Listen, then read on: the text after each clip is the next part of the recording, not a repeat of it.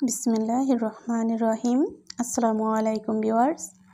আমার মা কিচেনে আপনাদের সবাইকে স্বাগতম। চলে এলাম নতুন একটি দুর্দান্ত স্বাদের পিঠার রেসিপি নিয়ে। লোভনীয় এই পিঠার রেসিপি আপনারা খুব সহজেই তৈরি করতে পারবেন স্বল্প উপকরণে। এটা দেখতে যেমন লোভনীয়, খেতেও কিন্তু দারুণ মজাদার। এটা কিন্তু আমি মাত্র 1 কাপ তাল দিয়ে তৈরি করে নিয়েছি এরকম একটি লোভনীয় দুর্দান্ত স্বাদের পিঠা। তো বর্ষার এই তালের ঋতু থাকতে থাকতে একবার হলেও এই পিঠাটা আপনারা ট্রাই করতে পারেন। আশা করি ভালো লাগবে।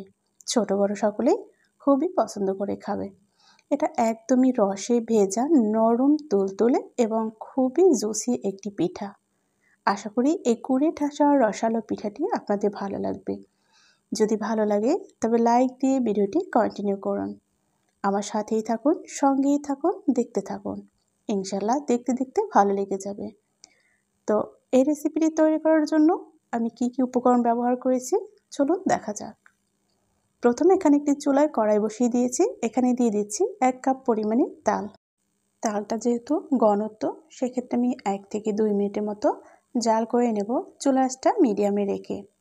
এর মধ্যে আমি দিয়ে দিচ্ছি 1 কাপ পরিমাণে পানি। যে কাপ থেকে আমি তাল দিয়েছি ঠিক ওই কাপ দিয়ে 1 কাপ পরিমাণে পানি দিয়েছি। স্বাদ মতো লবণ দিয়ে এটাকে নেড়েচেড়ে আমি 2 মিনিটের মতো ফুটিয়ে নেব। যখন এরকম ফুটতে শুরু করবে ঠিক ওই মুহূর্তে আমি দিয়ে দিচ্ছি 1 কাপ পরিমাণে সুজি। সুজিটা আমি আস্তে আস্তে দিয়ে ভালো করে নেড়েচেড়ে মিক্সড করে নেব। সুজিটা একবারে দেওয়া যাবে না, আস্তে আস্তে করে দিয়ে দিতে হবে। নেড়েচেড়ে আমি এটাকে খুব সুন্দর করে একটি ডো তৈরি করে নেব চুলার আঁচটা একদমই মিডিয়ামে রেখে। তো দেখতে পাচ্ছেন কড়াইয়ের গা থেকে কিন্তু ছেড়ে ছেড়ে চলে আসছে। তো আমি ডোটা উঠিয়ে নিয়েছি। এখন আমি এটা ছড়ানো প্লেটে রেখেছি। একটা কুট তৈরি করে নেব।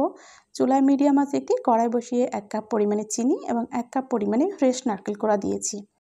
সামান্য পরিমাণে পানি অ্যাড করে দিয়েছি। এবার একটু নেড়েচেড়ে নিচ্ছি। যখন এরকম হবে ঠিক এই পর্যায়ে দিয়ে দেব ছোট একটা মিনি প্যাকেট এনার্জি প্লাস বিস্কিটের।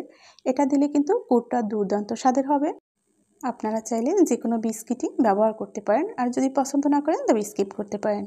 নেড়েচেড়ে আমি 2 থেকে 3 মিনিটের মতো জাল করে এই কুটটা তৈরি করে নিয়েছি। এখন কিন্তু এই কুটটা একদমই পারফেক্টভাবে রেডি হয়েছে। কুটটাকে আমি উঠিয়ে নিয়েছি।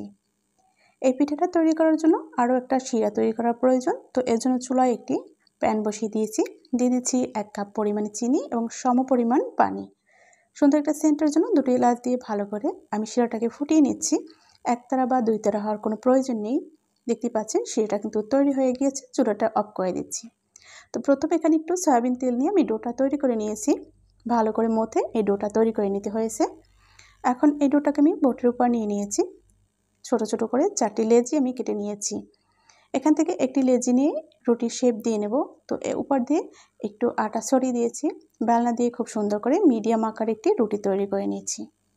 এটা কিন্তু অনেক বেশি পুরু নয়, আবার খুব বেশি পাতলও নয়। আমি এখানে কুকি কাটার ব্যবহার করেছি। আপনার কাছে যদি কুকি কাটার না থাকে তবে অবশ্যই যে কোনো কৌটার মুখ দিয়ে এরকম ছোট ছোট লেজি বা রুটির শেপ দিয়ে নিতে পারেন। ভিউয়ার্স, আপনারা যারা ভিডিওটি দেখছেন এ পর্যায়ে এসে যে লাইক দিচ্ছেন না, অবশ্যই একটা লাইক দিয়ে দেবেন। এবং যারা এখনও আমার চ্যানেলটি সাবস্ক্রাইব করেননি, আশা করি আপনারা চ্যানেল সাবস্ক্রাইব করে চ্যানেলের সাথে যুক্ত হয়ে থাকবেন। চাইলে আপনারা পুরো আমার চ্যানেলটা কিন্তু ভিজিট করে আসতে পারেন। দারুণ দারুণ রেসিপি দেওয়া রয়েছে। আশা করি আপনাদের ভালো লাগবে। আর ভালো লাগলে এই পরিবারে জয়েন্ট হয়ে থাকবেন। তো এভাবে আমি সবগুলো কেটে নিয়েছি, বাড়তি অংশটুকু তুলে নিয়েছি। এখন আমি পিঠাগুলো তৈরি করে নেব। তো এই জন্য দেখতে পাচ্ছেন কুটটা কিন্তু এই যে একদমই রেডি। এখান থেকে আমি ছোট্ট একটা রুটির এই যে লেজিটা নিয়ে নিচ্ছি। এর মধ্যে আমি দিয়ে দিচ্ছি 1 চামচ পরিমাণে গুড় দিয়ে খুব সুন্দর করে দুটো সাইডে চেপে চেপে আমি মুখটা আটকিয়ে দিচ্ছি, যাতে এই কুটটা বের না হতে পারে। তো আমি খুব সুন্দর একটি ডিজাইন তুলে নেব, এই জন্য সাইডটি একটু ভালো করে আটকিয়ে দিচ্ছি। দেখতে পাচ্ছেন হাত দিয়ে ঘুরিয়ে ঘুরিয়ে আমি খুব সুন্দর করে কিন্তু একটা ডিজাইন তুলে নিচ্ছি। আপনারা যদি এই ডিজাইনটা একটু লক্ষ্য করে দেখেন তবে খুব সহজে কিন্তু দিতে পারবেন। তৈরি হয়ে গেল খুব সুন্দর একটি পিঠা। আপনাদের সুবিধার্থে আমি আরও একটি পিঠা একই পদ্ধতিতে তৈরি করে দেখিয়ে দিচ্ছি। এই পিঠাগুলো কিন্তু খেতে দুর্দান্ত লাগে।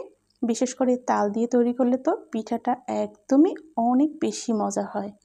তো একবার হলেও ট্রাই করবেন এরকম একটি রসালো পিঠা। আশা করি আপনার পরিবারে সবাই পছন্দ করে খাবে। তৈরি হয়ে গেল সবগুলো পিঠে।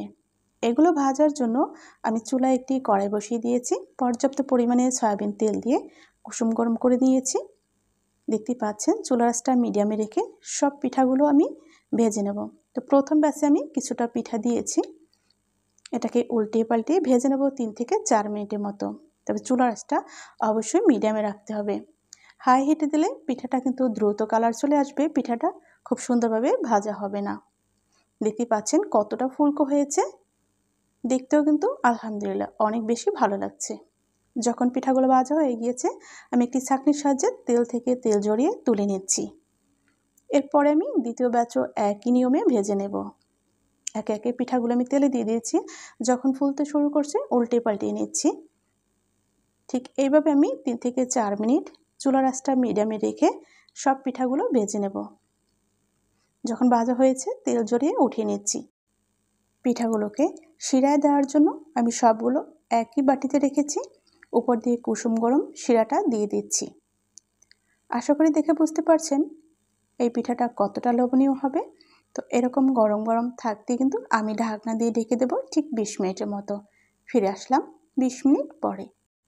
পিঠাগুলো কিন্তু একদমই শিরাটাকে স্যুপ করে নিয়েছে, ভিজে একদমই টইটম্বুর হয়েছে, অনেক বেশি ফুলকো এবং নরম জুসি। তো আমি এগুলোকে তুলে আপনাদেরকে সার্ভ করে দেখিয়ে দিচ্ছি এই পিঠাটা কতটা লোভনীয় এবং কতটা মজাদার।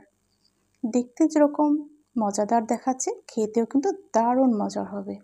তাই আশা করি আপনারা বাসায় অবশ্যই ট্রাই করবেন। আর আমার রেসিপিটি কেমন লাগলো কমেন্টের মাধ্যমে জানাতে একদমই ভুল করবেন না। সবার মাঝে বেশি বেশি করে শেয়ার করে দিবেন। আজ তাহলে এখানেই বিদায় নিচ্ছি। দেখা হবে আগামীতে নতুন কোনো রেসিপির সাথে ইনশাল্লাহ। সে পর্যন্ত সবাই ভালো থাকুন, সুস্থ থাকুন। আল্লাহ হাফেজ। আসসালামু আলাইকুম ওয়া রাহমাতুল্লাহি ওয়া বারাকাতুহু। যে যেখান থেকে দেখেছেন আপনাদেরকে অসংখ্য ধন্যবাদ।